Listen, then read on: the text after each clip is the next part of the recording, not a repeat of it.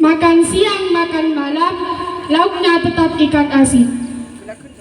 Izinkan Farah ucapkan salam buat para hadirin sekalian. Assalamualaikum warahmatullahi wabarakatuh.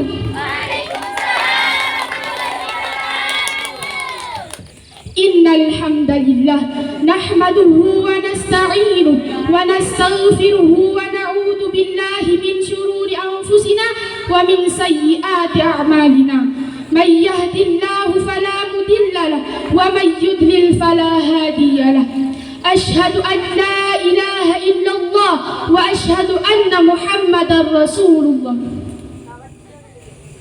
Yang saya takdimi pengasuh Pondok Pesantren Al-Imam Kiai Haji Abdul Imam. Yang saya takdimi pengasuh Pondok Pesantren Al-Imam Kiai Haji Abdul Imam.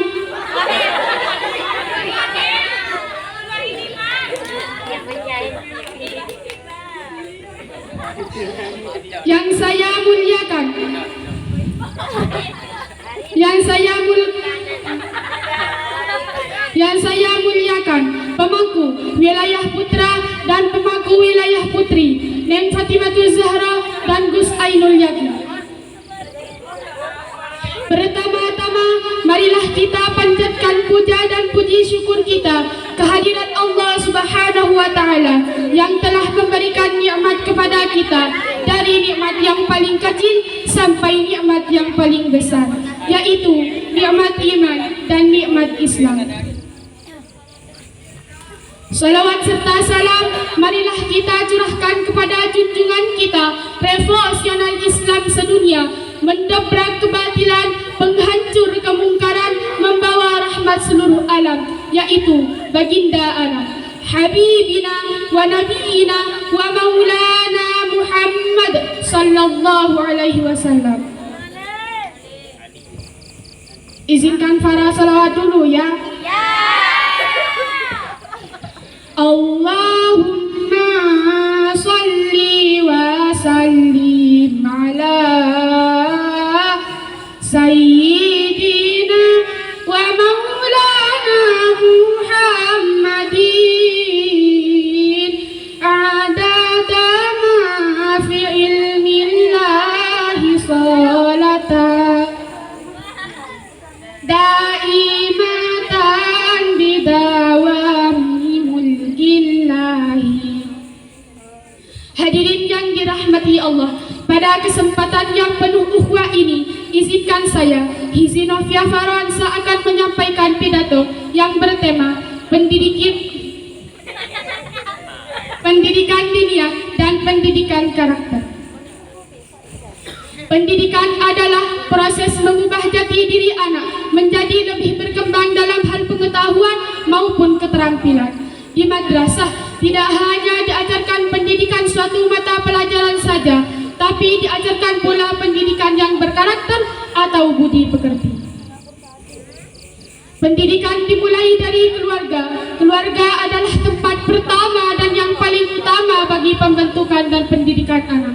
Untuk itu, setiap anak harus dibekali dengan pengetahuan agama, dengan mengajarkan bahwa perbuatan sekecil apapun senantiasa dalam kawasan Allah, dan kelak Allah memberikan balasan yang setimpal sesuai dengan perbuatan yang telah dilakukan. Marilah kita dengarkan firman Allah dalam surah Luqman ayat 14 yang berbunyi,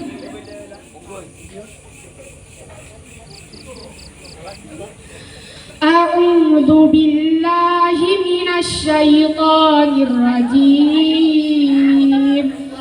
Bismillahirrahmanirrahim.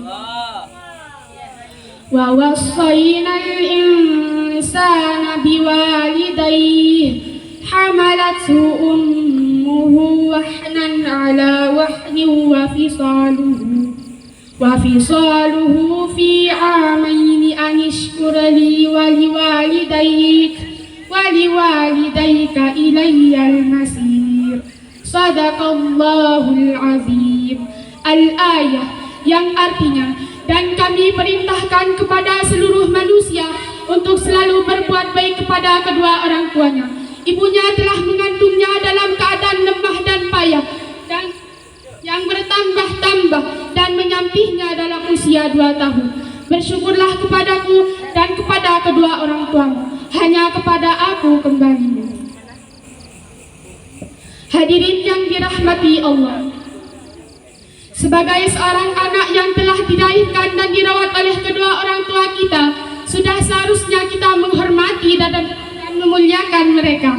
Karena ketika kita sedang berada dalam kandungan, betapa banyak penderitaan dan kesukaran yang dialami oleh orang tua kita.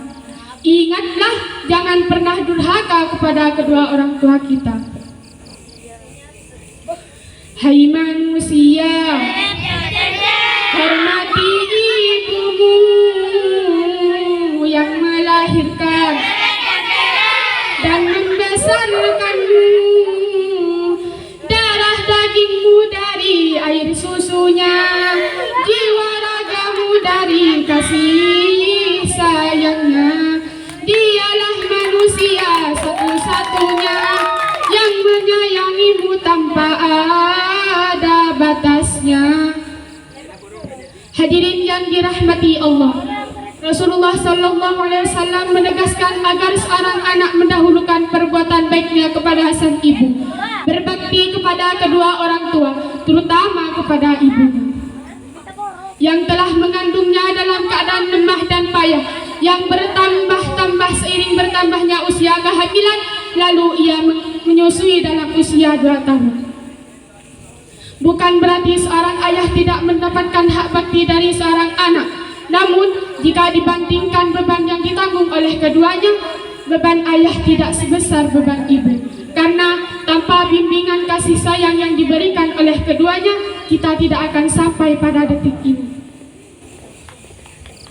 Namun, lihatlah di luar sana, sudah banyak kasus kekerasan yang dialami oleh orang tua dalam rumah tangga. Kasus kekerasan tidak hanya dialami oleh seorang anak, namun juga dialami oleh kedua orang tua. Di Indonesia sendiri, kasus kekerasan sudah banyak terjadi. Contohnya, pada tahun 2020, ada seorang anak yang berumur 16 tahun yang memukul kepala sang ayah hanya karena apa? Hanya karena sang ayah menasihatinya agar bangun lebih pagi. Dan menendang kepala sang ibu hanya karena tidak diberikan uang yang diinginkan oleh pelaku. Dari uraian pidato yang saya sampaikan, dapat kita simpulkan. Yang pertama, orang tua harus mendidik anaknya untuk bertauhid kepada Allah Subhanahu wa Ta'ala. Yang kedua, larangan berbuat syirik. Yang ketiga, seorang anak wajib berbakti kepada kedua orang tua, terutama kepada ibunya. Yang keempat, wajib bersyukur kepada Allah dan berterima kasih kepada kedua orang tua kita. Dan yang kelima, Allah mengingatkan kepada seluruh manusia akan kembali kepada Allah untuk mempertanggungjawabkan semua perbuatannya di dunia.